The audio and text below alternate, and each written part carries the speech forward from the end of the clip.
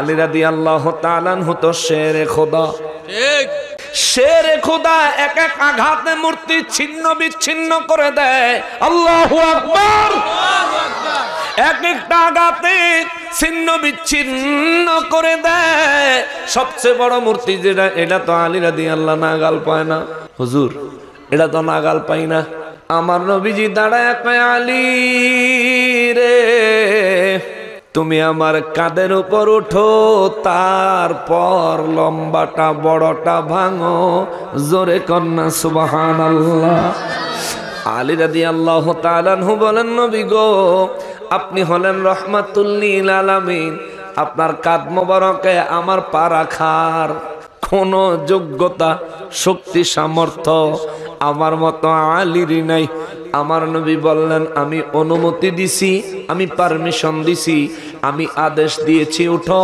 আমার নবীজির কাঁধ মোবারকে উঠে আলী রাদিয়াল্লাহু তাআলা আনহু ওই মূর্তি ধ্বংস করলেন।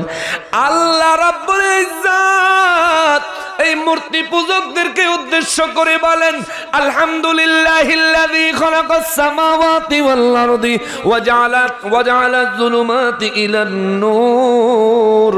আমি হলাম ওই আল্লাহ, সমস্ত প্রশংসা হবে আমার জন্য, কারণ আসমান বানাইছি আমি, জমিন বানাইছি আমি, অন্ধকার বানাইছি আমি, আলো বানাইছি আমি।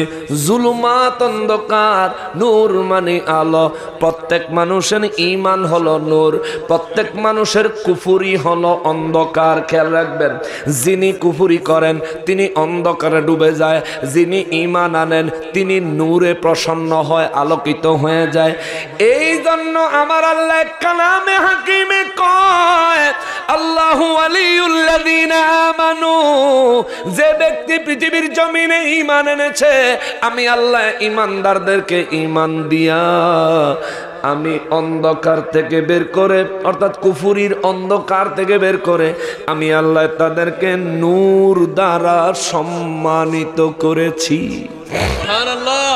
রব্বুল আলামিন কয়, বিশ্ববাসীর আরে সব দিল কে? আল্লাহ।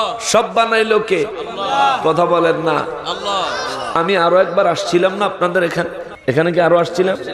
একবার আসছিলাম, আমার মনে আছে, এখানে স্টেজ হয়েছিল না, ওই পাশে হইলে তাইলে এইরকম একটা স্টেজে ছিল। হ্যাঁ আমার খেয়াল আছে, এরকম জমির মধ্যেই হয়েছিল। আসতে আমার মনে হয় আধা ঘন্টা লেট হয়েছিল এই সময়, আমার মনে হচ্ছে। আমরা রিসিভে একটু দেরি হয়েছিল, তাও আগের বার। তো যেহেতু আমি পুরান মানুষ, আমার তো চিনে নই, আর অনলাইন ইন্টারনেটের জামানায় তো আমার আলহামদুলিল্লাহ যারা ইন্টারনেট চালান তারা চিনেন। আমি কিন্তু একলা ওয়াজ করতাম পারি না, আমার লগে কথা কইতে হইব। ওয়াজ অর্ধেক আমার, অর্ধেক আপনাদের। কোরআন হাদিস ইজমা কিয়াস আমার, আর সুবহানাল্লাহ আলহামদুলিল্লাহ তাকবীর তাসবিহ এগুলো আপনাদের। ঠিক, আপনাদেরটা আপনারা ঠিক মতন করবেন, আমার ওয়াজ আমি ঠিক মতন করবো, তাইলে সবারটা মিলে সোনায় সোহাগা হয়ে যাইব। সবাই বলেন সুবহানাল্লাহ। আল্লাহ বলেন, বান্দারে আসমান বানাইলাম আমি, জমিন বানাইলাম আমি, অন্ধকার আলো বানাইলাম আমি, আমার প্রশংসা করো না। সুম্মাল্লাযীনা কাফারু বিরাব্বিহিম ইয়াদিলুন, বরং এগুলি আমার কাছ থেকে পাওয়ার পরেও তোমরা কুফরি করো। আমি আল্লাহর সমকক্ষ আমার শরীক বানাও, মূর্তিকে বলো আমার সমতুল্য, তারাই নাকি তোমাদের ইবাদত পাওয়ার যোগ্য। জোরে কন্না নাউযুবিল্লাহ। রব্বুল আলামিন আরো বলেন, বিশ্ববাসীরা রে, হুয়াল্লাযী খালাকাকুম মিন তিন, আমি আল্লাহ তোমাদেরকে কাদাওয়ালা মাটি থেকে তোমাদেরকে বানাইছি, নরম মাটি থেকে তোমাদেরকে বানাইছি। নরম মাটি, কাদা মাটি, কর্দমাক্ত মাটি থেকে তোমাদেরকে বানাইলাম। সাহাবা কেরাম বলেন, নবী গো, ও নবী, এই কাদা মাটি দিয়া আল্লাহ কি আমাদের সবাইরে বানাইলো? আমার নবী বললেন, না না না হুজুর, তাইলে কারে বানাইলো? আমার নবী বলেন, কাদা মাটি দিয়া একমাত্র আমার আল্লাহ হযরতে আদম শফিউল্লাহ নবীকে বানাইছেন। বাকি সবাই আদম নবীর বংশধর হিসেবে আমার আল্লাহ বুঝাইয়া দিলেন, তোমাদের আদি পিতা মানব জাতির স্বরূপ, মানব জাতির সৃষ্টির প্রথম হযরতে আদম আলাইহিস সালামের আমি আল্লাহ কাদা মাটি দিয়া বানাইছি, কেন না তোমরা তো কিছুই ছিল না, কিচ্ছু ছিল না। জমিন আমার পায়া, আসমান আমার পায়া, চন্দ্র আমার পায়া, সূর্য আমার পায়া, আলো আমার থেকে পাও, অন্ধকার আমার থেকে পায়াও। তোমরা আজকে কাদা মাটি দিয়া মূর্তি বানায়া ওই মূর্তির পূজা করো, ওই মূর্তিকে আমার সমকক্ষ মনে করো। আমি আল্লাহর ইবাদতের পরিবর্তে ওই মূর্তির ইবাদতে তোমরা লিপ্ত হও, যারা নিজেদেরকে নিজেরা রক্ষা করার কোনো ক্ষমতা রাখে না। ও বান্দারে, ও বান্দা, এত বাহাদুরি যে করো, এত নাফরমানি যে করো, এত বড় শিরক কি কাজ তুমি যে করো, আল্লাহ কয় তুমি একদিন কিচ্ছু ছিল না, কিচ্ছু না। তোমার বাবা আদমের কাদা যুক্ত মাটি দিয়ে আমি বানায়া, সেখান থেকে তোমার বাবার মেরুদণ্ড থেকে তোমার বাবার লজ্জাস্থানের মাধ্যমে এক ফোঁটা পানি তোমার মায়ের গর্ভে রাইখা আমি রব্বুল ইজ্জাত সেখান থেকে তোমারে বানাইছি। বান্দারে, ও বান্দা, হুয়াল্লাযী খলাকাকুম মিন তিন।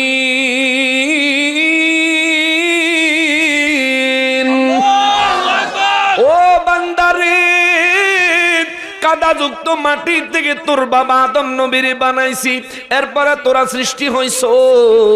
সাহাবায়ে কেরাম বলেন, হুজুর আল্লাহ তো এখানে বললেন হুয়াল্লাযী খলাকাকুম, আমি আল্লাহ, আমি হলাম সেই আল্লাহ যিনি তোমাদের সবাইকে বানাইছি।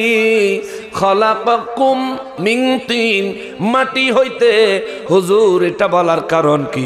আমার নবী বলেন যেহেতু আদম নবীর মাটি, আদম নবীর থেকে শুরু করে তোমরা আদম সন্তানেরা যারা পৃথিবীতে এসেছো, সবার ব্যাপারে আল্লাহ ওই আদম নবীর কথা, বাবার কথা স্মরণ করে দেওয়ার জন্য আল্লাহ বলতেছেন তোমার বাবারে কর্দমাক্ত মাটি দিয়া বানাইছি, তোমাদের বাবা আদম নবীর কর্দমাক্ত কাদা একেবারে নরম মাটি দিয়া বানাইছি।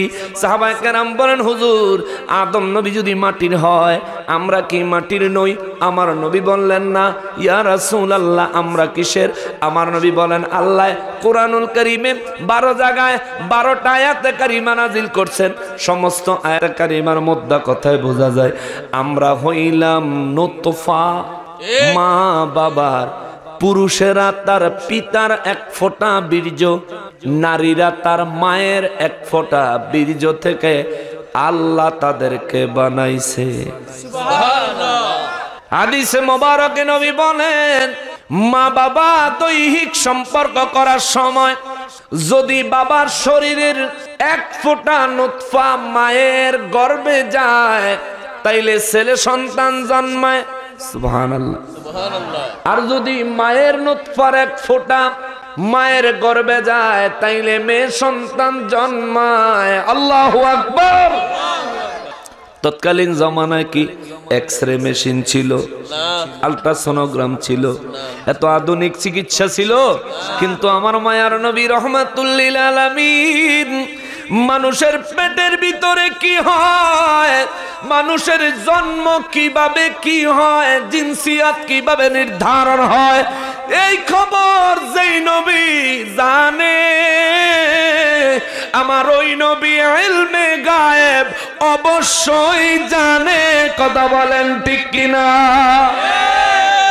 কিন্তু বাতিলেরা, বেঈমানেরা, নবীর দুশমনেরা, ওই শয়তানের দলেরা সব সময় বলে আমার নবী নাকি ইলমে গায়েব জানে না। কোরআনে আল্লাহ নবীকে বলছেন কুল, হুজুর আপনি বলেন আমি ইলমে গায়েব জানি না। এরা তো এই কথার ব্যাখ্যা সহ বলে না। আল্লাহ নবীকে বলেছেন হুজুর আপনি বলেন আমি নিজে নিজে ইলমে গায়েব জানি না, আমার ইলমে গায়েব জানায় কে? আল্লাহ। জোরে কন্যা কে? আল্লাহ। বিশ্বের সমস্ত মুসলমানদের আকলের কাছে, বিবেকের কাছে একটা প্রশ্ন রেখে যাই বাবা। কোরআন শরীফে বিভিন্ন জায়গায় বিভিন্ন সূরার প্রথম দিকে দেখবেন আল্লাহ আয়াত নাজিল করছে আলিফ লাম মিম। ঠিক আসেনি? আছে। আলিফ লাম রা কাফ হা ইয়া আইন সাদ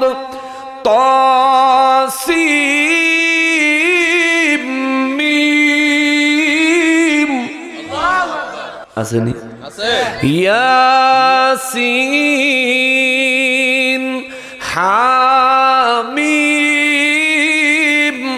সাদ কফ নুন।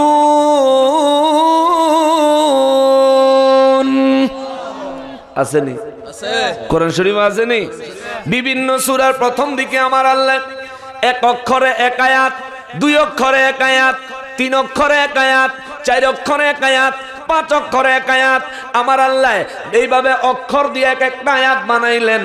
কিয়ামত পর্যন্ত বিশ্ববাসীর সামনে আমার রব্বুল ইজ্জত চ্যালেঞ্জ ছুড়ে দিল, ও বিশ্ববাসীরা রে, যে বলবি আমার নবী ইলমে গায়েব জানে না, তার জন্য আমি আল্লাহর পক্ষ থেকে চ্যালেঞ্জ। আলিফ লাম মিমের অর্থ বলো, আলিফ লাম মিমের ব্যাখ্যা বলো। তোমরা কেউ আলিফ লাম মিমের অর্থ জানো না, আলিফ লাম মিমের ব্যাখ্যা তোমরা কেউ জানো না, কিন্তু আমি আল্লাহ জানি নিজের ক্ষমতায়, আমার হাবিব জানে আমি আল্লাহর দেওয়া ক্ষমতায়। সুবহানাল্লাহ। এই জন্যে যারা আলেম আছে তাদের কাছে গিয়া তাফসীরের কিতাব খুলবেন, তাফসীরের কিতাব খুলবেন। যে কোনো ভালো আলেমের কাছে যাবেন যার কাছে তাফসীরের কিতাব আছে, তাফসীরের কিতাব খুললে দেখবেন তাফসীরের কিতাবে আলিফ লাম মিম এটার ব্যাখ্যা লিখতে যায় আরবিতে লেখছে আল্লাহু ওয়া রাসূলুহু আ'লামু বিমুরাদিহি, অর্থাৎ এই আয়াতের ব্যাখ্যা আল্লাহ জানে এবং তার রসুল জানে, সৃষ্টির আর কেউ জানে না। জোরে কন্যা সুবহানাল্লাহ। আল্লাহ জানে আর রসুল জানে। এটা কি নকশবন্দির কথা না মুফাসসিরদের কথা? যেই সমস্ত মুফাসসিররা কোরআনের তাফসীর করেছেন, যে সমস্ত মুফাসসিরেরা কোরআনুল কারীমের ব্যাখ্যা বিশ্লেষণ করেছেন, বিশেষ করে নবীজির চাচাতো ভাই রাইসুল মুফাসসিরিন হযরতে আব্দুল্লাহ ইবনে আব্বাস রাদিয়াল্লাহু তাআলা আনহু আমার দয়াল নবী রাহমাতুল লিল আলামিনের কাছ থেকে কোরআনের তাফসীরের ইলম অর্জনের জন্য যিনি দোয়া পেয়েছিলেন, নবী যার জন্য দোয়া করেছিলেন, আমার আল্লাহ আমার রব্বুল ইজ্জাতের দরবারে আমার নবী দোয়া করছে, আল্লাহ আমার আব্দুল্লাহরে কোরআনের ইলম দান করো। সুবহানাল্লাহ। জোরে কর সুবহানাল্লাহ, আরো জোরে কর সুবহানাল্লাহ। তিনি তানবীরুল মিকবাস মিন তাফসীর ইবনে আব্বাস এই কিতাবের মধ্যে গেলেও দেখবেন আরো যত তাফসীরের কিতাব আছে, আলিফ লাম মিম তাহা ইয়াসিন তাসিন মিম, এইভাবে যত হরুফে মুকাত্তাআত দিয়ে আল্লাহ আয়াত করেছেন, এই আয়াতগুলির ব্যাখ্যা সব মুফাসসিররা লেখছে আল্লাহু ওয়া রাসূলুহু আ'লামু বিমুরাদিহি, আল্লাহও জানে নবীও জানে আর কেউ জানে না। তাইলে এই আয়াতগুলির অর্থ আমরা কেউ জানি? এগুলো আমাদের কাছে কি ওপেন না গোপন? ওপেন না গোপন? গোপনের আরবি হইল গায়েব। গোপনের আরবি কি? গোপনের আরবি আরো জোরে বলতে হবে, গোপনের আরবি। তাইলে এই যে আলিফ লাম মিমের ব্যাখ্যা বিশ্লেষণের জ্ঞান, জ্ঞানের আরবি হলো ইলম। জ্ঞানের আরবি কি? জ্ঞানের আরবি আর গোপনের আরবি গায়েব। গোপনের আরবি দেখেন এখন একদম সুন্দর করে মিলাই দিব। গোপনের আরবি আর জ্ঞানের আরবি আলিফ লাম মিম,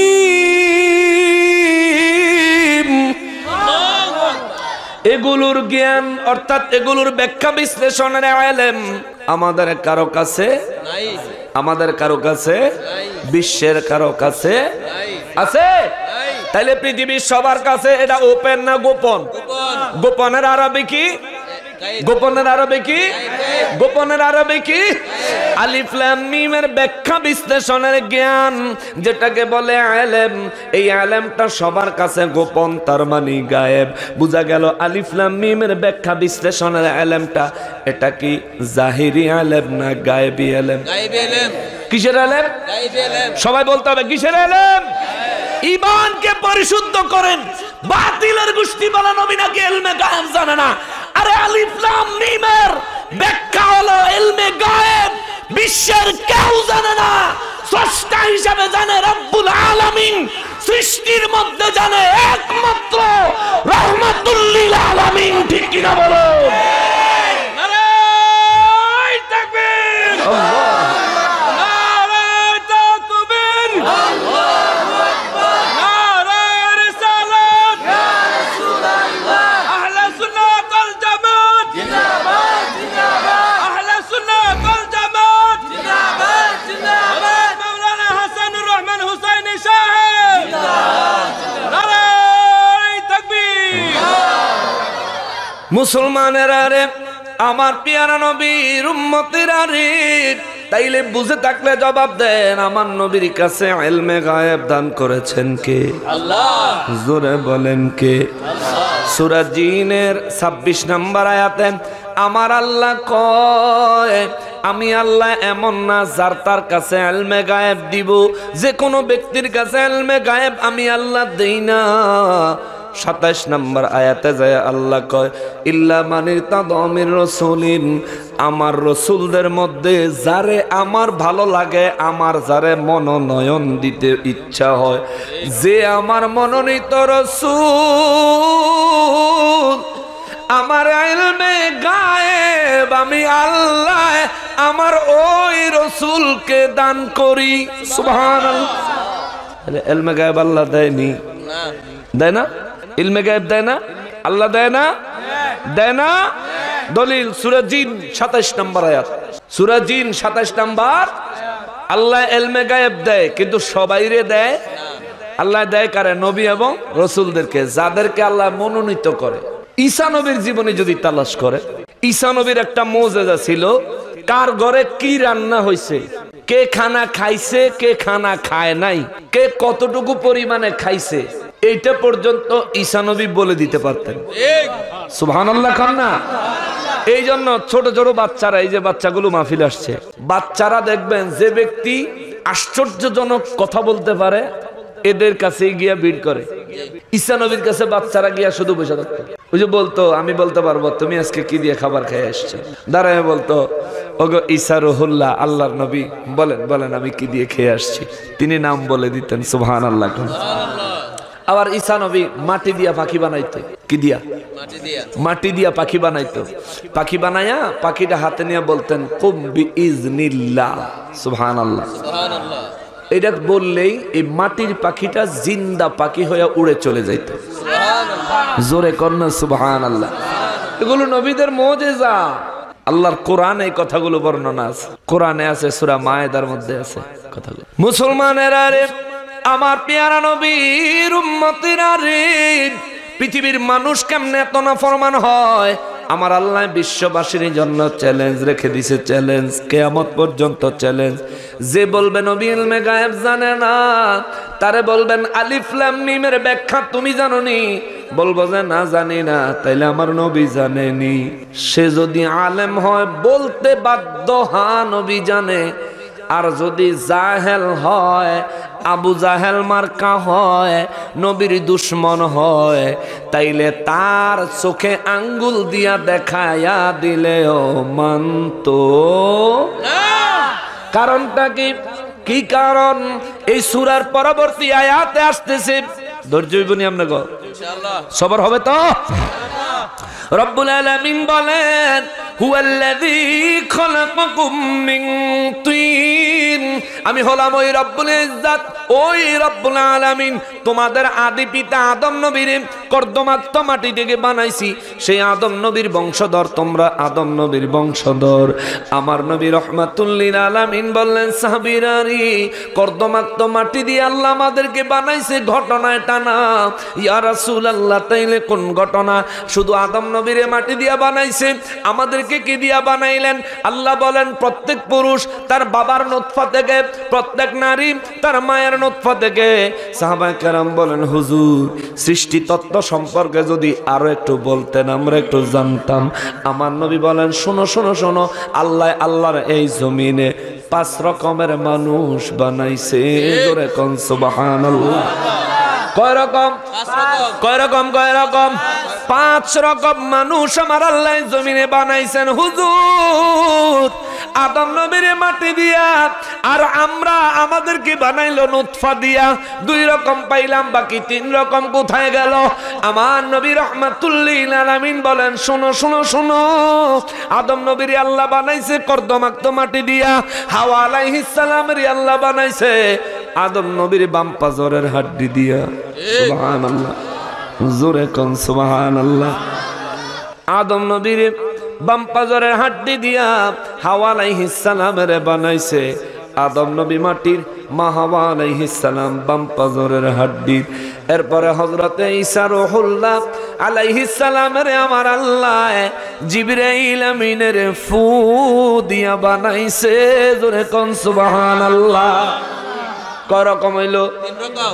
কয় রকম? 3 রকম। আর আমাদেরকে বানাইছে নুতফা দিয়া। কয় রকম?